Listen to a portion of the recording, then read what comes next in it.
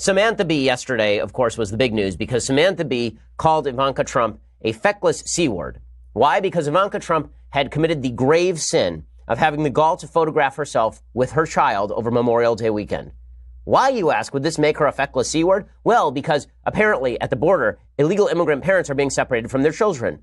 What does that have to do with Ivanka Trump, you ask? Nothing. The answer is nothing. But Samantha Bee decided that this made Ivanka Trump a feckless C-word and that she should instead dress sexy for her dad because her dad wants to have sex with her, according to Samantha Bee, and then she should stump for Samantha Bee's preferred immigration policy. Well, all of this broke, and the right, predictably and correctly, went nuts. They said, this is insane. Why would you go after Ivanka Trump this way? We just had a controversy in which Roseanne Barr lost her show for using a racist slur against Valerie Jarrett, and her show actually had ratings, unlike Samantha Bee's show, where 7 people watch it, including Samantha Bee's immediate family, and yet Samantha Bee still gets to remain on air.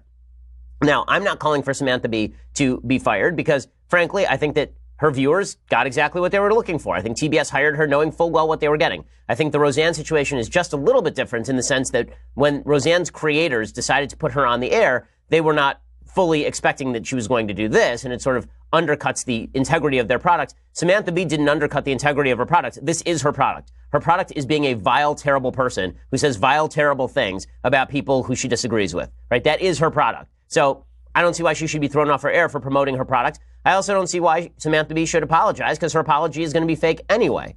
Okay, so she did apologize yesterday. She put out a statement saying that she crossed a line, right? Her original apology is just ridiculous. She says, I would like to sincerely apologize to Ivanka Trump and to my viewers for using an expletive on my show to describe her last night. It was inappropriate and inexcusable. I crossed a line and I deeply regret it. Okay. Do you really believe that Samantha Bee deeply regrets it? Or is it that advertisers were starting to drop out of her show? I don't think she deeply regrets it. I think that's a bunch of horse poo-poo. I don't think that's correct at all. And then TBS put out its own apology. Quote, Samantha Bee has taken the right action in apologizing for the vile and inappropriate language she used about Ivanka Trump last night. Those words should not have been aired. It was our mistake too, and we regret it. Well, damn right it's your mistake. Samantha Bee, unlike Roseanne, who's just tweeting out crazy stuff because it was late at night and Roseanne's a crazy person who takes Ambien. Okay, I actually believe her Ambien story in the sense that Roseanne is actually a crazy person and Ambien makes crazy people crazier. It makes sane people a little bit crazier. It doesn't make them racist, but if you're a little racist, it's going to make you more racist, presumably. But in any case, TBS's statement that they are responsible, this is correct. Samantha Bee's rant was scripted. It was put into the script. It was filmed. It was distributed. It was greenlit. Everybody at every step of the way had an opportunity to say, guys, this might be a little over the top, but they didn't because why would they? Because this is what Samantha Bee does for a living. I mean, there's nothing. And how do I know that this is fake? Here's how I know this is fake. So it demonstrates just how tied in Samantha Bee is to the mentality of the left. You know, what has happened to Samantha Bee over the last 24 hours.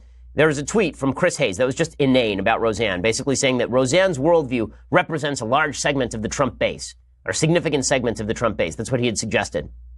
There's no evidence to suggest that at all, that large segments of the Trump base believe that Valerie Jarrett looks like an ape or believe that it's appropriate to say such things in the first place, right? That's just absurd, and there's no evidence to support it. There's pretty good evidence to support the idea that a lot of Samantha Bee's base are Hillary Clinton's base, and they all believe what Samantha Bee just said. You know, it's really funny. I was at a wedding for my sister over the weekend, and a person who shall remain nameless came up to me and was talking about politics a little bit, and at one point actually said, I wish someone would shoot Donald Trump. And I said, are you insane? Like, why would you say that? Like, no, that's a no. But he said this in like normal conversation because this is the way a lot of people on the left think. Well, this is also true for Samantha Bee, right? Because Samantha Bee, how do I know that this is also, that her apology was false and that a bunch of people defended her? Because her apology was false and a bunch of people defended her. So first, her fake apology. So she sent that apology. She's so sorry. Then she got an award. I'm not kidding. She got an award from the Television Academy for social change, right? Because she's a good person who infects social change by shouting the C word on air about Ivanka Trump for holding her baby.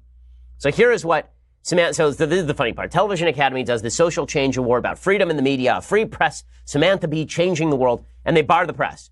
They legitimately bar the media from essentially a free press celebration award because Samantha Bee was in a lot of hot water. So it doesn't matter. Her speech leaked anyway. And here's what Samantha Bee said. She said, quote, every week I strive to show the world as I see it, unfiltered. Sometimes I should probably have a filter. I accept that. I take it seriously when I get it right. And I do take responsibility when I get it wrong. We spent the day wrestling with the repercussions of one bad word when we all should have spent the day incensed that as a nation we are wrenching children from their parents and treating people legally seeking asylum as criminals. Okay, so you apologize, but it's our fault? So it's my fault. So I got offended that you called Ivanka Trump a C word, and that's my fault because really I should be more worried about the children at the border, in which case it should be okay that you called her a C word, in which case it's totally fine to call her a C word. That's the logic here. Okay, the logic here is that Samantha Bee did nothing wrong, and of course she believes she did nothing wrong. This is all nonsense. There are a bunch of points to make on this particular topic. First of all, I want to point out a bunch of folks on the left actually support Samantha Bee's language. Unlike Roseanne, who found no defenders. Okay, even the people who are saying that she should be left on air were not defending her actual comments. Samantha Bee actually found defenders in the press. She found defenders in Hollywood. It's really absurd. So let's start with Joss Whedon. So Joss Whedon, who's just a gross human, right? He's a gross person, talented director, gross person, quite possible, happens all the time. Here's what Joss Whedon tweeted, quote, Ivanka legitimized Trump by being pretty and seeming sane. Well, what? Like, why is that her problem? Ivanka legitimized Trump by being pretty and seeming sane, and libs created a kind of sexist Rapunzel narrative that she was trapped. She's from a crime family. She married into a crime family. She's a grown-up. She will do as much damage as she can get away with. Sam was too kind.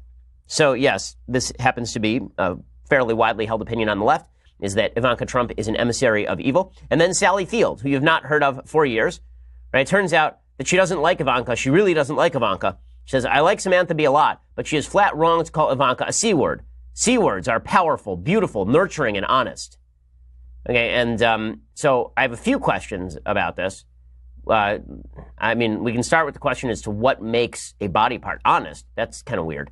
I'm not sure why the body part is also nurturing. That was kind of weird as well. But in any case, Sally Field defending the actual commentary.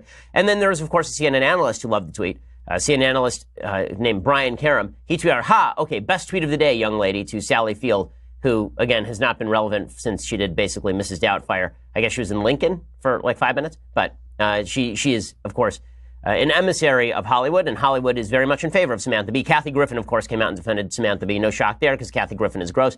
What's hilarious is that the mainstream media also defended Samantha Bee. So I just have to give you some of the headlines from the media. Okay, now remember, the headline about Roseanne Barr is Roseanne Barr tweets racist nonsense at Valerie Jarrett, or Roseanne Barr calls Valerie Jarrett an ape, or whatever the headline was, but they were all anti-Roseanne Barr, obviously. Okay, then there's the media's coverage of the Samantha Bee comments. Okay, these are headlines. Okay, here's a headline from USA Today. The headline from USA Today was, Samantha Bee has a message for Ivanka Trump. Has a message for Ivanka Trump? She called her a feckless C word and suggested that she should have sex with her own father. That's not really a message so much as, calling her a feckless C word. I mean, imagine if they had run a headline and said, Roseanne Barr has a message for Valerie Jarrett. The whole thing's absurd. It's just ridiculous. And here's what the Washington Post went with. Okay, this is their headline. Why the C word is so taboo and why some women want to reclaim it. Because you see, Samantha Bee actually was reclaiming the C word for women by calling another woman the C word. She was reclaiming feminism means calling women you don't like the C word. Just like good race relations mean calling people you don't like the N word. This is what I do. When I want to have good relations with another Jew, the first thing I do is I break out the K word, and I just use that all the time.